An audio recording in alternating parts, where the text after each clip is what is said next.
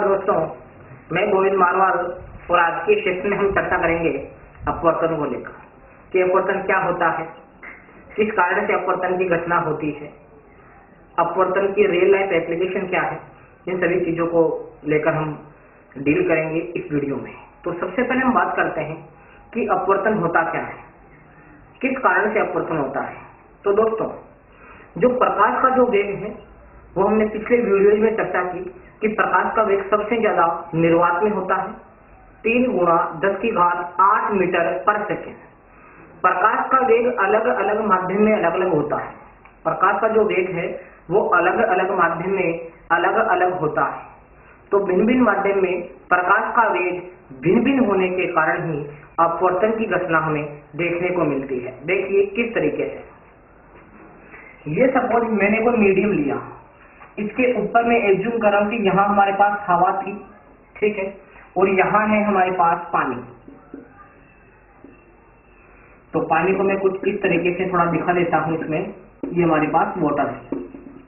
ठीक, सबसे पहले बात करें हवा, तो हवा एक प्रकार की गैस होती है और पानी जो है वो एक प्रकार का द्रव है।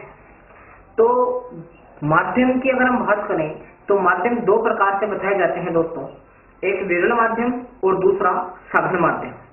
विरल माध्यम में कण दूर दूर होते हैं, जबकि सघन माध्यम के जो कण है वो पास पास होते हैं। तो मैं बात करूं कि पानी और हवा में कौन विरल है कौन सघन है, तो मैं कहूंगा हवा विरल है, क्योंकि गैस के कण दूर दूर होते हैं और जो पानी है वो गैस की तुलना में क्या है, थोड़ा सघन है। 2 माध्यम की हम तुलना करेंगे तभी हम बता सकते हैं कि कौन सा माध्यम सघन है और कौन सा माध्यम विरल है। जैसे मैं कहूंगी, सब कोई मुझे पूछे कि सर पानी कैसा माध्यम है, तो भाई पानी को न सघन कह सकता न विरल कह सकता। हाँ, अगर पानी की तुलना अगर मैं जल से कर देता हूँ तो पानी सघन हो जाएगा। पानी की तुलना अगर मैं हवा से कर देता हूँ तो पानी तो सघन हो जाएगा और हवा कैसी हो जाएगी, विरल। लेकिन अगर मैं पानी की तुलना अगर कांच से करता हूँ तो हमारे पास से पानी विरल हो जाएगा और जो कांच है वो सघन हो जाएगा, क्योंकि कांच ठोस है और ठोस में माध्यम के कण, कांच के कण और ज्यादा पास पास होते हैं। तो 2 माध्यमों की तुलना से ही डिसाइड होता है कि माध्यम सघन है या विरल है। ठीक है, अब देखिए अपवर्तन में क्या होगा। मैं क्या करता हूँ, यहाँ एक नॉर्मल बनाता हूँ, यहाँ एक अभिलंब बनाता हूँ 90 डिग्री का कोण। इसको मैं कहूंगा दोस्तों अभिलंब। ये है हमारे पास अभिलंब। ये सपोज कोई प्रकाश की किरण आ रही है इस मीडियम की सतह पर। जैसे ही प्रकाश की किरण यहाँ आई, प्रकाश को दूसरा माध्यम मिला, प्रकाश को मिला पानी, हवा में ट्रेवल कर रही थी। जैसे ही प्रकाश की किरण यहाँ पहुंचती है, यहाँ इसको क्या मिला, पानी। तो देखिए माध्यम चेंज हो रहा है। हमने सीखा है कि अलग अलग माध्यम में प्रकाश का वेग अलग अलग होता है।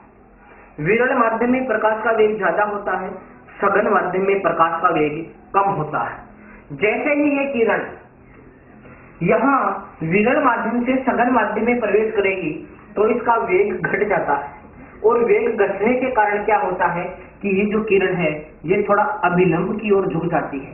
ये सीधी की सीधी ना जाकर ये थोड़ा अभिलंब की ओर झुक जाती है। तो इस घटना को ही हम बोलते हैं अपवर्तन। ये आपकी किरण थी और ये जो किरण है अपवर्तन की घटना हो गई, इसलिए इसको कहेंगे दोस्तों अपवर्तित किरण। ये हमारे पास है रिफ्रैक्टर रे, और ये जो बीम है इसको मैं कहूंगा आपतित किरण। ये हमारे पास है आपतित किरण है, और यहाँ से अपवर्तन के बाद जो किरण मिली हमें, इसको मैं कहूंगा अपवर्तित किरण। तो ये आपको समझ में आया होगा कि सर ये किरण यहाँ से मुड़ी क्यों, ये किरण सीधी की सीधी ट्रेवल क्यों नहीं करी, ये किरण यहाँ से मुड़ी क्यों। तो मुड़ने का कारण है दोस्तों प्रकाश का अलग अलग माध्यम में वेग अलग अलग होना। गैस के माध्यम में ज्यादा होता है, द्रव माध्यम में और कम होगा। अगर मैं माध्यम और ठोस ले लेता हूं तो वहां प्रकाश का वेग और ज्यादा कम हो जाता है। तो अलग अलग माध्यम में प्रकाश का वेग अलग अलग होने के कारण ही जो है किरण अपने पथ से विचलित हो जाती है, और इसी घटना को हम दोस्तों नाम देते हैं अपवर्तन। तो बात आती है कि अपवर्तन होता क्या है, अपवर्तन किसे कहते हैं। तो हम कहेंगे कि जब प्रकाश की किरण एक माध्यम से दूसरे माध्यम में प्रवेश करती है तो दोनों माध्यमों को सेपरेट करने वाली सतह पर अपने पथ से विचलित हो जाती है। विचलित होने का मतलब या तो विलंब के पास आ जाएगी या विलंब से दूर हटेगी। इसी घटना को हम कहते हैं दोस्तों अपवर्तन। अब विलंब के पास कब आएगी, इसके लिए अगर मैं बात करूं, अगर कोई किरण विरल माध्यम से अगर सघन माध्यम में जा रही है, अगर कोई प्रकाश की किरण विरल माध्यम से सघन माध्यम में जा रही है, तो हमने सीखा कि उसका वेग क्या हो जाएगा, वेग उसका घट जाएगा, वेग कम हो जाएगा। और वेग जब कम होगा तो वो जो किरण है वो अभिलंब की ओर झुक जाती है, तो जो किरण है वो अभिलंब के पास आ जाती है। याद रखेंगे दोस्तों। दूसरा, अगर मैं इसका उल्टा अगर मैं बात करूं कि अगर कोई प्रकाश की किरण सघन माध्यम से अगर विरल माध्यम में जा रही है, सघन से अगर विरल माध्यम में जा रही है, तो उसका वेग क्या होगा, बढ़ जाएगा। और जब वेग बढ़ेगा तो वो अभिलंब से दूर चली जाएगी। तो इस स्थिति में जो प्रकाश की जो किरण है वो अभिलंब से दूर हो जाएगी। ठीक है, तो ये तो हमारे पास एक बेसिक चर्चा हुई कि सर अपवर्तन किसे कहते हैं। अगर हम बात अपवर्तन के नियमों की करें दोस्तों, तो अपवर्तन के भी दो नियम हैं। जैसे हमने पिछले वीडियोज में परावर्तन में दो नियम पढ़े थे, अपवर्तन के भी दो नियम हैं। अपवर्तन का फर्स्ट नियम देखिए क्या कहता है। अगर मैं फर्स्ट नियम की अगर बात करूं तो अपवर्तन का फर्स्ट नियम यह है कि जो आपतित किरण है, जो अपवर्तित किरण है और जो अभिलंब है, वो तीनों एक ही प्लेन में, ये बोर्ड पूरा का पूरा एक तल है, पूरा का पूरा एक तल है ये बोर्ड।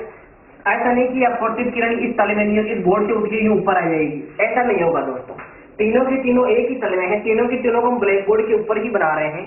तो पहला नियम तो यही हो जाएगा कि हमारे पास जो आपतित किरण है, आपतित किरण, दूसरा मैं कहूं अपवर्तित किरण, और तीसरा हमारे पास बन गया दोस्तों अभिलंब।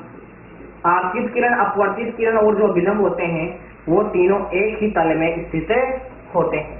अपवर्तन का पहला नियम। अपवर्तन का जो दूसरा नियम है दोस्तों वो स्नेल के नियम के नाम से जाना जाता है।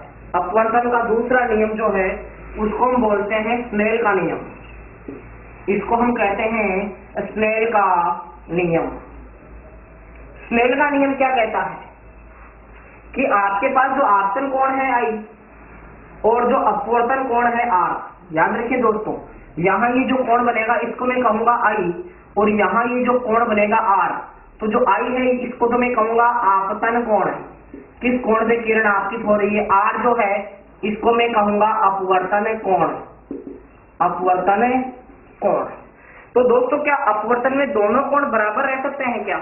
जितना कोण I हो उतना ही कोण R बने, तो क्या किरण फिर अपने पद से विचलित होगी क्या? नहीं होगी। तो अपवर्तन में जैसा कि हमने परावर्तन के अंदर पढ़ा था कि नियमित परावर्तन में आपतन कोण और परावर्तन कोण दोनों बराबर होते हैं, लेकिन क्या यहाँ दोनों कोण बराबर हो सकते हैं? बिल्कुल कभी नहीं होंगे। दोनों कोण बराबर, इसका मतलब फिर अपवर्तन की घटना होगी नहीं, किरण यहाँ से मुड़नी चाहिए, या तो पास आनी चाहिए या यहाँ से दूर जानी चाहिए। ठीक है, तो देखिए एक बात थोड़ा सा यहाँ ध्यान दीजिए, विरल माध्यम से सघन माध्यम में जा रही थी तो वेग घट रहा था, वेग घट रहा था तो विलंब के क्या आ रही थी, पास। तो बोलो तो अभिलंब के पास में आई, तो इस स्थिति में हमारे पास कोण जो R है वो तो छोटा हो जाएगा और कोण I हमारे पास बड़ा रहेगा। इधर देखिए सघन से विरल में, तो सघन से विरल में जाएगी तो उसका वेग बढ़ेगा, वेग बढ़ेगा इसका मतलब विलंब से दूर जाएगी, और जब विलंब से दूर जाएगी तो हमारे पास यहाँ पर कोण R, अपवर्तन कोण का मान ज्यादा हो जाएगा और आपतन कोण का मान हमारे पास कम रहेगा। ठीक है, हाँ हम बात कर रहे थे दूसरे नियम की, स्नेल के नियम की। अपवर्तन का जो दूसरा नियम है वो स्नेल के नियम के नाम से जाना जाता है, और स्नेल का नियम कहता है कि साइन I और जो साइन R है, आपतन कोण की ज्या, साइन थीटा को दोस्तों हिंदी में कहते हैं ज्या, आपतन कोण की ज्या और अपवर्तन कोण की ज्या का जो अनुपात होता है उसको हम एक नियतांक से दर्शाते हैं। किससे दर्शाते हैं उसको? इसको हम कहते हैं एक नियतांक। तो ये जो नियम है यही जाना जाता है स्नेल के नियम के नाम से। अब हम बात करते हैं कि सर एक टर्म होती है अपवर्तन से संबंधित, अपवर्तनांक। ये जो साइन I बटा साइन R का जो अनुपात है, ये जो नियतांक है, इस नियतांक को हम बोलते हैं दोस्तों अपवर्तनांक। इस नियतांक को हम क्या कहते हैं? अपवर्तनांक कहते हैं। अगर मैं बात अपवर्तनांक की परिभाषा की करूं कि सर अपवर्तनांक किसे कहते हैं, क्या होता है अपवर्तनांक, तो दोस्तों अपवर्तनांक का सीधा सीधा मतलब ये होता है कि किसी किरण का वेग एक माध्यम से दूसरे माध्यम में जाने पर कितना बढ़ रहा है या कितना घट रहा है, इन दोनों का जो अनुपात है वो बताता है अपवर्तनांक। कि जब कोई किरण एक माध्यम से दूसरे माध्यम में जाए तो उसका वेग कितना घटा या कितना बढ़ा, वो चीज हमारे पास कहलाती है अपवर्तनांक। उस चीज को हम क्या कहते हैं? अपवर्तनांक। जैसे मैं यहाँ बात करूं, अपवर्तनांक को दो तरीके से लिखूं। एक तो लिखा मैं N12। N12 का मतलब है पहले माध्यम में वेग, फर्स्ट माध्यम में वेग, और बटा बाद में 2 आ रहा है तो यहाँ लिखूंगा मैं सेकेंड माध्यम में वेग। इन दोनों का जो अनुपात है वो ही हमारे पास क्या कहलाता है दोस्तों? अपवर्तनांक कहलाता है। अपवर्तनांक का जो मान है वो माध्यम की प्रकृति और प्रकाश के तरंगदैर्घ्य पर डिपेंड करता है। जो अपवर्तनांक होता है N12 हमारे पास क्या है? अपवर्तनांक, रिफ्रैक्टिव इंडेक्स। जो अपवर्तनांक जो होता है वो एक तो डिपेंड करता है माध्यम की प्रकृति पर और दूसरा डिपेंड करता है दोस्तों तरंगदैर्घ्य पर। तरंगदैर्घ्य को मैं दूसरे शब्दों में इसको रंग भी कह सकता हूँ। प्रकाश के अलग अलग रंगों का, सूर्य के प्रकाश में 7 रंग होते हैं, अलग अलग रंगों का तरंगदैर्घ्य दोस्तों अलग अलग होता है। अगर मैं बात करूं कि सर सबसे ज्यादा तरंगदैर्घ्य कौन से रंग का होता है, तो मैं कहूंगा सबसे ज्यादा तरंगदैर्घ्य होता है दोस्तों लाल रंग का। सबसे ज्यादा तरंगदैर्घ्य कौन से रंग का होता है, तो मैं कहूंगा लाल रंग का। सर कितना होता है, तो मैं कहूंगा 7800 एंगस्ट्रॉम, या फिर मैं कह दूंगा 780 नैनोमीटर। एक ही बात है दोस्तों। या तो एंगस्ट्रॉम का मतलब 10⁻⁻10 मीटर होता है और नैनोमीटर का मतलब होता है 10⁻9 मीटर। एंगस्ट्रॉम का मतलब 10⁻10 मीटर और नैनोमीटर का मतलब 10⁻9 मीटर। तो कुछ भी आपको लिखा हुआ मिल सकता है एग्जाम में। लाल रंग का तरंगदैर्घ्य होता है 7800 एंगस्ट्रॉम या फिर मैं कह दूं 780 नैनोमीटर। ये हो गया हमारे पास सबसे ज्यादा तरंगदैर्घ्य कौन से रंग का होता है, तो मैं कहूंगा लाल रंग का। अगर मैं बात करूं कि तरंगदैर्घ्य सबसे कम कौन से कलर का होता है, सबसे कम किसका होता है, तो मैं कहूंगा बैंगनी रंग का तरंगदैर्घ्य सबसे कम होता है। बैंगनी रंग का तरंगदैर्घ्य सबसे कम होता है।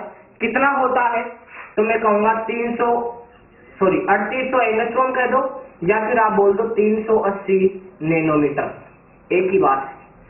तो यहाँ हमने सीखा कि सबसे ज्यादा तरंगदैर्घ्य कौन से रंग का होता है, तो हम कहेंगे लाल रंग का होता है।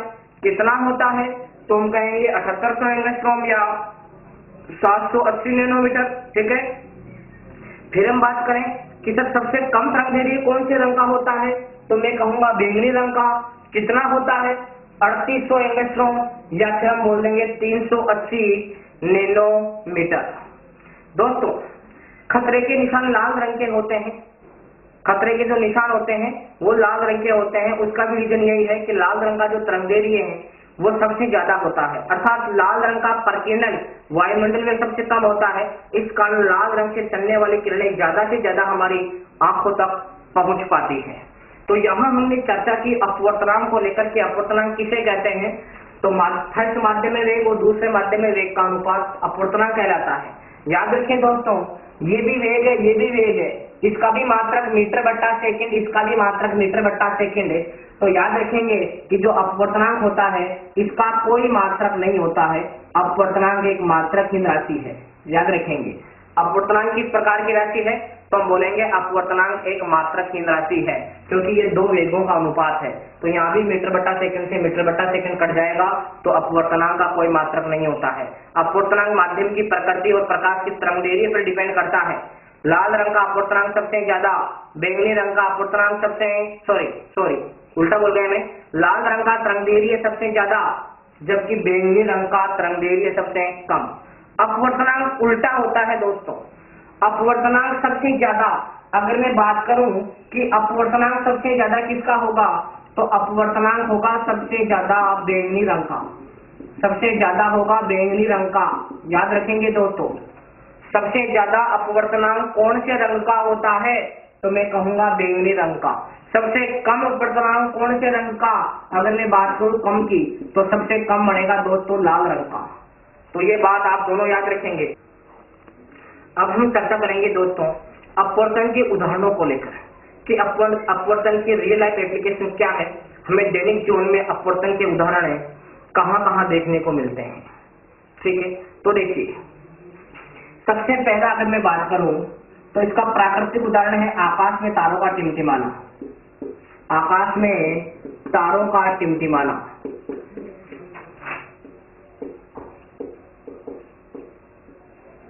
ठीक है, आकाश में तारों का टिमटिमाना किसके द्वारा संभव हो पाता है?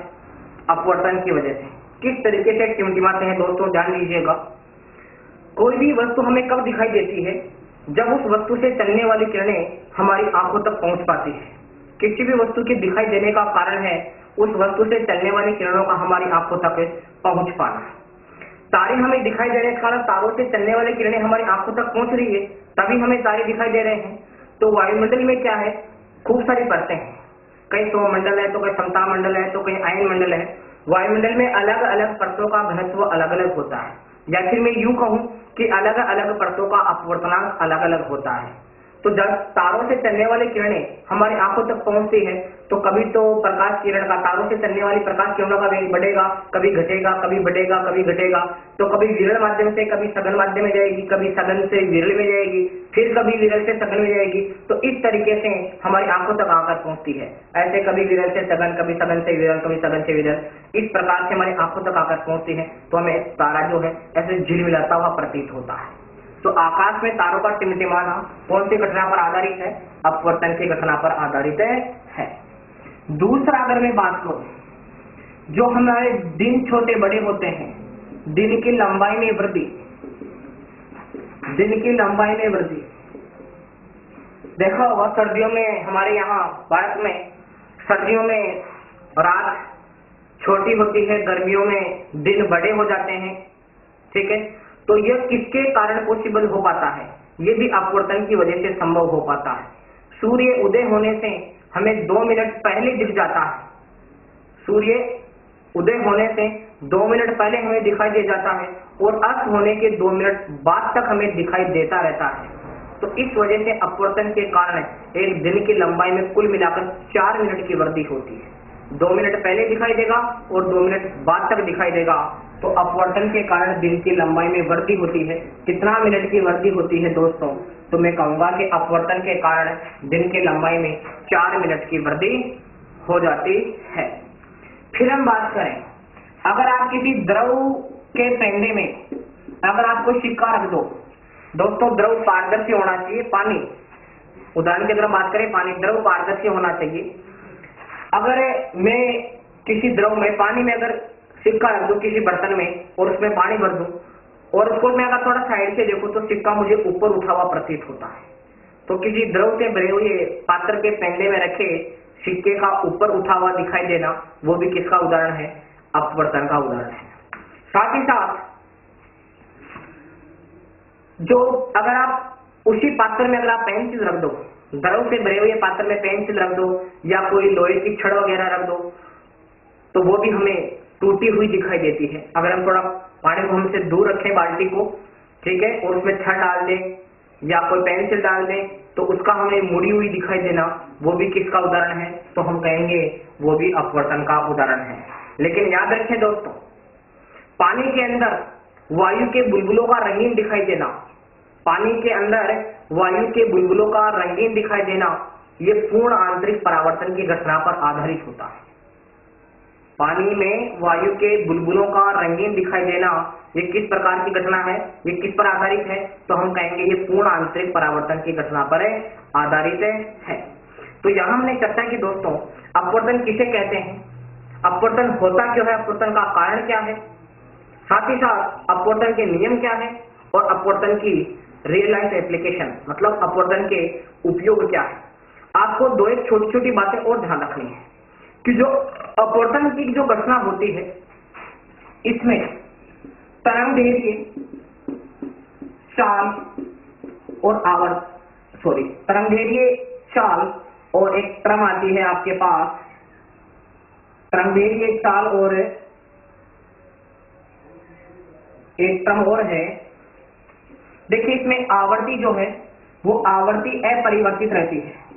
अपवर्तन की घटना में आवर्ती जो है वो अपरिवर्तित रहती है।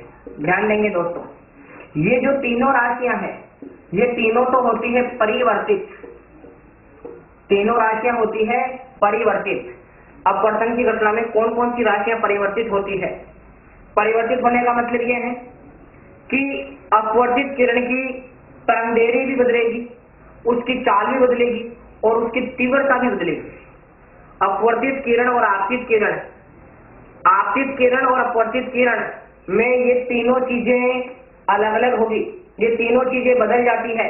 तरंगदैर्घ्य, चाल और तीव्रता ये तीनों परिवर्तित होती है माध्यम के अकॉर्डिंग कि किरण किस माध्यम से किस माध्यम में जा रही है, जबकि अपवर्तन की घटना में आवर्ती अपरिवर्तित रहती है। याद रखना दोस्तों, अपवर्तन की घटना में केवल एक ही राशि है जो अपरिवर्तित रहती है। देखो ऐसे याद रह जाएगा, अपवर्तन में आवर्ती अपरिवर्तित रहती है, अपवर्तन में आवर्ती नहीं बदलती है। जैसे आपको बोल दे कि यदि अपवर्तन की घटना में आपतित किरण की आवर्ती यदि 10 हर्ट्ज है तो अपवर्तित किरण की आवर्ती क्या होगी? तो हम कहेंगे 10 हर्ट्ज ही होगी। तो याद रखेंगे, अपवर्तन की घटना में आवर्ती अपरिवर्तित रहती है। बदलने वाली राशियां कौन कौन सी है? तो अपवर्तन की घटना में तरंगदैर्घ्य बदलेगा, चाल बदलेगा और क्या बदलेगी? हमारे पास तीव्रता बदलेगी। ठीक है दोस्तों, जबकि हमने पिछले वीडियोस के अंदर परावर्तन में चर्चा की थी, परावर्तन में आवर्ती, तरंगदैर्घ्य और चाल तीनों अपरिवर्तित रहते हैं। परावर्तन में केवल क्या बदलती है? तीव्रता।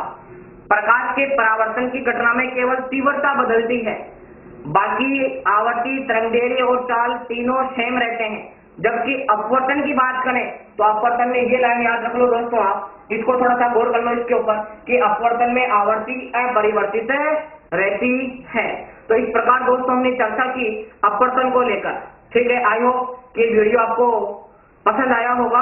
आप ज्यादा से ज्यादा हमारे channel physics bye Govind Marwal को लाइक, शेयर और सब्सक्राइब कीजिए। फिर मिलते हैं एक नए वीडियो के साथ। Thank you.